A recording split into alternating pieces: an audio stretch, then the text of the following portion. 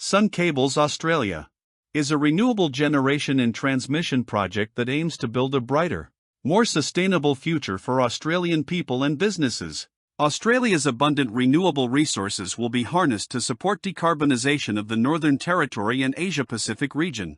They will power new green industries and cities, and drive new economies and support communities across the footprint of the project. SunCable is working closely with governments and communities in Australia, Indonesia, and Singapore, in a significant step towards making Australia a renewable energy superpower. The SunCable project has secured critical environmental approval from both the Northern Territory and Australian governments, which proposes to include the world's largest solar farm of 12,000 hectares.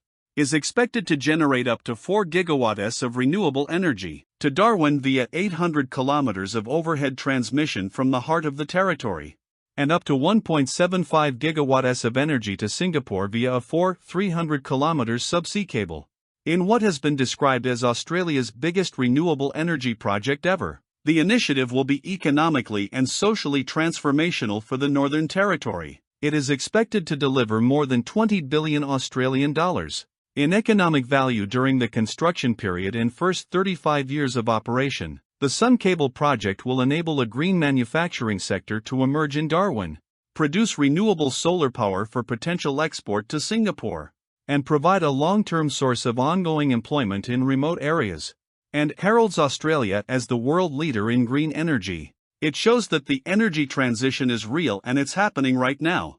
Following 4 years of extensive assessment and public consultation with stakeholders around Australia, SunCable will now focus its efforts on the next stage of planning, to advance the project towards a final investment decision targeted by 2027. SunCable will be investing further in communities in the Northern Territory, Singapore, and Indonesia to progress the next phase.